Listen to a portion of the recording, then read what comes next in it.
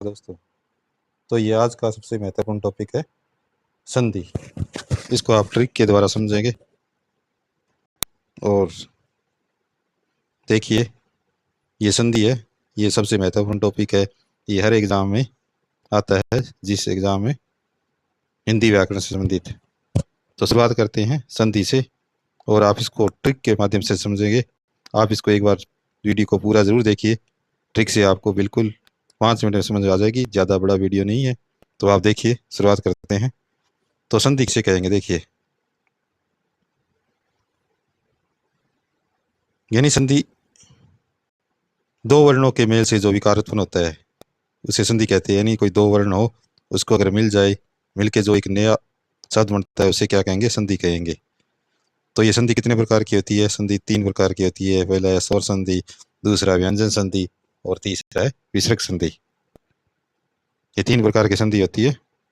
और इसके अलावा संधि के, स्वर संधि के भी 5 भेद होते हैं आगे। तो देखिए, अपने देखते हैं आगे स्वर संधि के 5 भेद कौन कौन से है। तो स्वर संधि के 5 भेद, पहला भेद है दीर्घ संधि, दूसरा है गुण संधि, तीसरा है वर्धी संधि, चौथा है यण संधि, पांचवा है अयाधि संधि। ये होती है स्वर संधि के भेद होते हैं। यानी संधि 3 प्रकार की होती है, स्वर संधि, व्यंजन संधि और विसर्ग संधि। और इसके अलावा स्वर संधि के भी 5 भेद जो भी मैंने बताया वो देखना कौन कौन से होते हैं। देखिए, दीर्घ संधि हो गया, गुण संधि हो गया,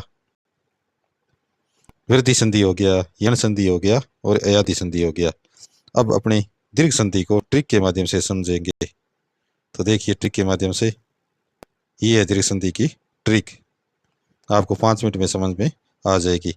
देखिए, दीर्घ संधि में क्या होता है। दीर्घ संधि में बीच में आ की मात्रा लगी है, जैसे आ, रामावतार, राम प्लस अवतार होता है रामावतार, बीच में आ की मात्रा आ रही है। इसके अलावा अगर ई की मात्रा आए, जैसे रविंद्र में रवि धनेन्द्र होता है वी, या फिर ऊ, बड़ा ऊ लगा हो, जहाँ तीन होते हैं, आ हो गया, ई हो गया, ऊ हो गया, और बीच में इनकी मात्राएं लगी होती है, वहाँ दीर्घ संधि होती है, क्योंकि छोटा छोटा शब्द मिलके ही दीर्घ हो जाता है। अगर पूछे कि रामावतार में कौन सी संधि है, तो आप बताओगे कि आ की मात्रा लगी है बीच में, तो ये दीर्घ संधि होगी। इसी प्रकार अगर पूछे कि रविंद्र में कौन सी संधि है, तो आप बता सकते हो दीर्घ संधि है, क्योंकि ई और ई मिल करके दीर्घ ई हो जाती है। बानों में छोटा ऊ और बड़ा ऊ, छोटा ऊ मिल करके भी दीर्घ हो जाता है। तो ये ट्रिक है, बीच में बड़ी ऊ की मात्रा होनी चाहिए, बड़ी ई की या बड़े आ की मात्रा हो तो वहाँ दीर्घ संधि होती है। आशा करता हूँ कि आपको ये दीर्घ संधि समझ में आ गई होगी। अब देखिए गुण संधि का उदाहरण। गुण संधि भी आप ट्रिक के माध्यम से देखिए। तो गुण संधि में ट्रिक क्या होती है, गुण संधि में या तो ए की मात्रा लगी होती है या फिर ओ की मात्रा लगी होती है। तो देखिए, गणेश में ई की मात्रा लगी हुई है, तो गण धन, सॉरी ये गण है, ये गुण नहीं है, गण धन ईस होता है गणेश। और बीच में ए की मात्रा, अगर ओ की मात्रा लगी हो, यानी ओ की मात्रा लगी हो, तो भी वहाँ गुण संधि होती है, जैसे परोपकार, पर धन उपकार होता है। और अर्घ की मात्रा और होती है, जैसे आधा र लगा हो, तो वहाँ भी महर्षि, महाधन ऋषि, महर्षि होता है।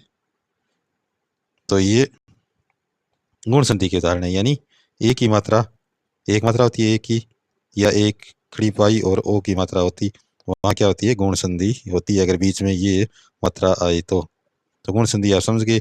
और यहाँ अर की आवाज दे, महर्षि, ठीक है, आ और ई री मिल करके अर हो जाता है, तो महर्षि हो गया, तो यहाँ भी गुण संधि होता है। तो 2 बात समझ लिया आपने, दीर्घ संधि होगी, गुण संधि हो गई। और अब देखिए वृद्धि संधि। वृद्धि में क्या होता है,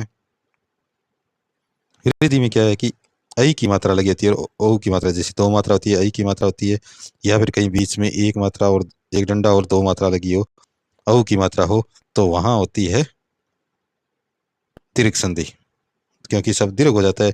गुण में एक मात्रा लगी होती है, एक डंडा और एक मात्रा, इसमें 2 वृद्धि हो जाती है, यानी एक मात्रा की, जैसे सदाधन एव, ये मात्रा लगी है सदैव में, 2 मात्रा, ये परम ओज में ये 2 मात्रा लगी, परम धन ओज, यहाँ वृद्धि हो जाती है, वहाँ वृद्धि संधि होती है। और यण संधि में क्या होता है, य व र ल से पहले आधा अक्षर होता है, तो यण संधि आप देख सकते हो, यह से पहले आधा अक्षर कोई भी हो सकता है, तो अति धन आचार हो गया। अगर यह से पहले आधा अक्षर हो तो ई की मात्रा लगती है, अति धन आचार।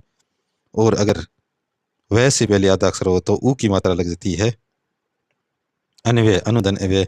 और रह से पहले आधा अक्षर हो तो क्या हो जाएगा फिर, तो भी यहाँ यण संधि होगी। यह रह से पहले आधा अक्षर हो, क्यों यहाँ तय रहता रहे, ये तय आधा रह पूरा है और तय आधा है, तो वहाँ क्या होगी, यण संधि होगी। तो ट्रिक आप देख सकते हो, यह वह रह से पहले आधा अक्षर होता है। अब आगे देखिए अयादि संधि। अयादि संधि लास्ट वाला स्वर संधि का 5वां वेद, ट्रिक के माध्यम फिर समझेंगे।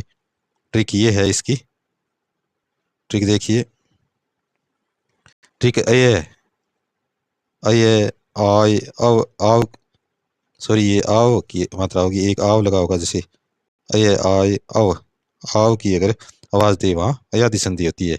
जैसे अय नेय, नेय में नैन, अय की आवाज आ रही है तो एक ही मात्रा लगती है, अय की आवाज आई तो एक मात्रा लगी, ने धन अन तो नैन हो जाएगा। अय की आवाज आ गई, अगर आय की मात्रा जैसे नायक हो गया तो इसमें दो मात्रा लग जाएगी, यानी किसकी मात्रा लग जाएगी, पहले अक्षर पे ने के ऊपर दो मात्रा, नहीं जनक हो जाएगा नायक। अब ये दो तो हो गया, ए आई वाला, अय की आवाज आई, आई की आवाज आई, अब की आवाज आई तो क्या होगा, पवन जैसे, तो एक टंडा और एक मात्रा लग जाती है, पै के ऊपर पहले अक्षर पो हो गया ना, पो धनन हो गया, पवन हो गया। इसी प्रकार अक में पावक, आव की आवाज आ रही है तो वहां एक टंडा और औ की मात्रा लग जाएगी, तो वहां क्या हो जाएगी, अयादि संधि। तो देखिए ये संधि, स्वर संधि के ये 5 भेद पूरे हो जाते हैं। तो एक बार और देख सकते हो आप, इसको देख लीजिए कि पहले हो गया दीर्घ संधि। दीर्घ में क्या होता है, ए ई और बड़ा ऊ, यानी सॉरी आ ई और ऊ बड़े होते हैं, नीम के बीच में बड़ी मात्रा लगी होती है। अगर गुण संधि में क्या होता है, ए और ए की मात्रा लगी होती है और एक डंडा और ओ की मात्रा लगी होती है। इसके सॉरी देखते हैं, इसके अलावा देखिए वर्दी संधि में क्या हो जाती है, एक दो मात्राएं हो जाती है, वर्दी हो जाती है, एक डंडा और मात्रा। इसके बाद में यण में य व र ल से पहले आधा अक्षर होता है और अयादि में अय आय अव आव की मात्रा लगी होती है। तो ये थी स्वर संधि के 5 भेद। तो दोस्तों ये वीडियो आपको कैसे लगा, इसके बारे में राय ज़रूर दीजिए और कमेंट में बताइए कि आपको ये वीडियो कैसे लगा। और अगर मेरे चैनल पे पहली बार आए हो तो इस चैनल को सब्सक्राइब भी कर लेना, ताकि मैं संधि के बारे में और आगे बता सकूं। अगर आपकी कोई और राय हो तो ज़रूर देना। फिर मिलेंगे एक नई वीडियो के साथ, तब तक जय हिंद जय भारत।